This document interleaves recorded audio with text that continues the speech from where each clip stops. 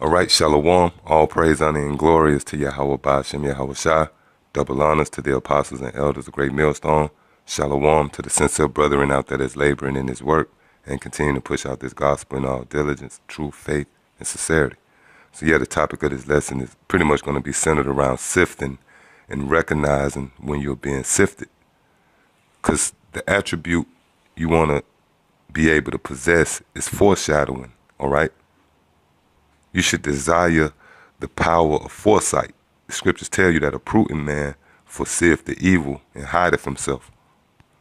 Because we all know when you come into this truth, the main ingredient is sight, all right? Your sight is restored. You're able to see what these scriptures talking about. But like Paul said, you want to be able to exercise your senses, have a keen sense of discernment. And knowing when you're being sifted, that's a major attribute. That's a plus, all right? To actually know when the Heavenly Father's sifting you, man. Now, it's a term that I like to use, recognize and react. Meaning, you can't react to nothing if you don't recognize it. If you under attack, you can't react to that attack unless you recognize that the attack is coming. And when you're sifted, if you don't know you are being sifted, then you could be overthrown, all right? And if you don't know what sifting entails, then you surely will be overthrown. Now, I got the definition for the word sift queued up. And it's an excerpt from Luke, the 22nd chapter, the 31st verse, where our Lord Yahweh Shai told Peter that Satan desired to sift him. Now, the definition says to sift, shake, and a sieve, by inward agitation to try one's faith to the verge of overthrow, right? So sifting is pretty much an inward process. And I have done videos on this subject, and I like to allude to that this truth is the ultimate mental game. That's why the scriptures stress wisdom. And wisdom is on display through your mind, all right? Meaning that this whole journey is a mental game. So the definition of sift, all right, inward agitation, meaning in your mind. So whenever things arise and you're agitated, when you agitated, then that means you're being sifted, man. Which we know in this walk, all right, on this path, we are constantly agitated. That's why the scriptures say, make not haste and constantly endure, because we are constantly being sifted, man. We're constantly being sifted and agitated inwardly. And that actually leads to the outward man suffering. It's a saying, the mind suffers and the body pay for it. All right? So again, it says, by inward agitation to try one's faith to the verge of overthrow. And we have seen that. We have seen men become overthrown, or become agitated, should I say, to the point of them being overthrown. The latest example, those guys, I think it was Miami, who became agitated with the decree that the Apostle Tahar sent out. And they was like, yo, man, that's not in the scriptures, man. You got to do 3 videos a week. They was agitated, And who agitated them? The Heavenly Father, man. He sent the spiritual being Satan to sift them, man. And it came by way of that decree. When you consider these fallouts who talk shit, Nazariah, these guys was agitated, meaning they was sifted. So when you find yourself agitated, which we're all agitated all the time, you might be trying to put some stuff together, money don't come out right, your car break down, all right? Your woman might be bugging out. Anything, man. Then guess what? You're being sifted. And you got to understand that. You got to know when you're being sifted. All right? Now, I want to get a couple of examples of men of the Lord being sifted and being agitated. All right? And the first example I want to get is Job. We all know Job is pretty much the poster child for the elect, man. All right. The story of Job is basically a foreshadowing of what the elect is going to endure. All right. You know, being in a state of ease, then the Lord, you know, tempt you. Then you are brought to a lower state, which lines up with Sirach, the 2nd chapter. Then you are agitated. All right. But if you endure that agitation or that sifting, then you're going to be exalted in the end. The story of Job is a foreshadowing of the elect, okay? So I'm going to just get right into it. This is Job 7, and I'm going to start at verse 13. It says, when I say my bed shall comfort me, my couch shall ease my complaint, then thou scarest me with dreams and terrifies me through visions. So this is Job complaining, okay? Verse 15, so that my soul chooseth strangling and death rather than my life. Yeah, and at times, men of the Lord feel that way, man. You feel like you just rather taste death than to continue in this state, man. Being in this truth could drive you to the brinks of insanity. But if you're a part of the elect, the Lord is going to pull you through. Verse 16, I loathe it. I would not live always. Let me alone, for my days are vanity. Who you think Job is talking to right here, man? He's talking to the Most High, man. He's telling the Most High to leave him alone. Meaning what? The Most High is agitating him. If you consider like a gnat, something as small as a gnat or a fly flying around you, man, shit agitate, man.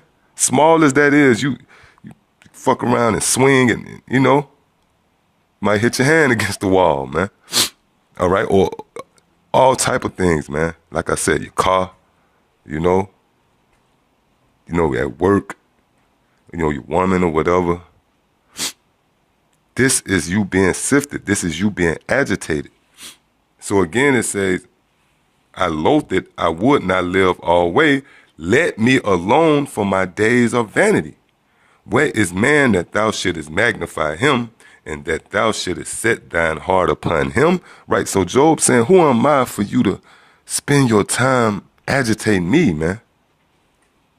You know, who am I that you set up scenarios where I think something to happen and then it fall apart. I'm disappointed. I'm grieved. All right? All sorts of misfortune is laid in my path. Who am I for you to set and concoct all these things against me, man? This is Job crying out because he's what? He's agitated. And who's agitating him? The Heavenly Father. And the Heavenly Father is what? Sifting him, man. Trying him. Testing him. We all know about the bet that the Lord and Savior made. Verse 18. And that thou shouldest visit him every morning and try him every moment. Right? So, hey, you hear the testimony from all the brothers, man. I think I done heard every brother complain about having to wake up in the morning, man. Every morning you get up, the damn alarm clock, right? You feel sore. You're like, fuck, I got to go through this shit again. It seemed like nothing, even though we see the changes, but when you wake up, it's like another normal day. It's like Groundhog Day, man. That's what Job is saying here, man. And that thou shouldest visit him every morning and try him every moment. And that's what it feel like. You being tested and sifted and tried every moment, man. All right? Each scene in your day is a test, man. Verse 19. How long wilt thou not depart from me, nor let me alone till I swallow down my spittle? Right. Job saying, leave me alone, man. Just give me a moment to swallow my spit. Meaning let me just digest and process everything.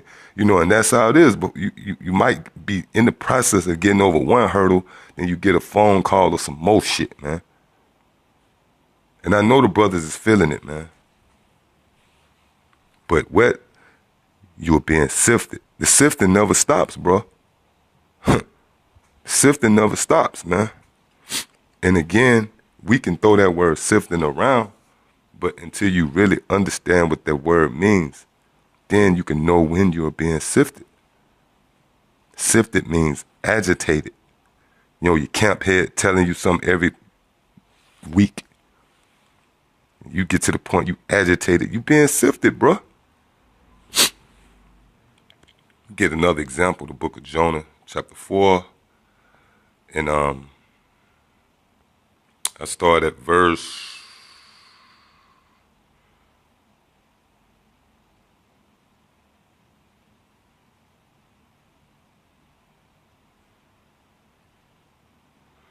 I started verse 6. And the Lord power prepared a gourd and made it to come up over Jonah, that it might be a shadow over his head to deliver him from his grief. So Jonah was exceeding glad of the gourd. Right, and when you go deep on the spiritual level, this is symbolic to the elect again, man. The shadow is this knowledge. When you first get that knowledge, getting under that shadow, you're exceedingly glad, okay? Verse 7, but the Most High prepared a worm when the morning arose the next day, and it smote the gourd that it withered. And it came to pass when the sun did arise, that the Most High prepared a vehement east wind, and the sun beat upon the head of Jonah, that he fainted and wished in himself to die, and said, it is better for me to die than to live. Right? So Jonah went from being exceedingly glad because he had that shade over his head, then the shade, that tree or that gourd withered away. And who made it wither away? The Most High, man. The Lord agitated Jonah, man. These the things you can't explain the ways. That's why it tells you in Isaiah 55th chapter, my thoughts are not your thoughts, man. You can't explain the ways of the almighty, omnipotent Yahweh, man. Yahweh Ba'ashem Yahweh Shai, man. He's a great king indeed. A king do what the hell he want to do, man. And what he want to do is sift you, man, to see if you're going to be unworthy of his inheritance. So again, let's read all this again. All right, put it all together. Jonah 4 and 6, and the Lord prepared a gourd and made it to come up over Jonah, that it might be a shadow over his head, to deliver him from his grief. So Jonah was exceeding glad of the gourd, but the Most High prepared a worm when the morning arose the next day, and it smote the gourd that it withered. And it came to pass when the sun did rise, the Most High prepared a vehement east wind, and the sun beat upon the head of Jonah, that he fainted and wished in himself to die, and said, it is better for me to die than to live. So what happened to Jonah? He was being sifted, man. He was being agitated by the Most High. This is how the Most High get down, man. So when you catch hell, you got to realize that's the Lord doing his thing, man. That's the Lord going about his business. And that's why wisdom is the stability of our time. So hopefully this lesson will open you brothers up to know when you're being sifted. Because it's one thing to say, oh, I'm being sifted, but to know what form and fashion that sifting is coming, to know what sifting, what the very essence of sifting is. When you're agitated, man, you're being sifted. You could be on the road, on the highway, and you about to get carnal with a nigga, man.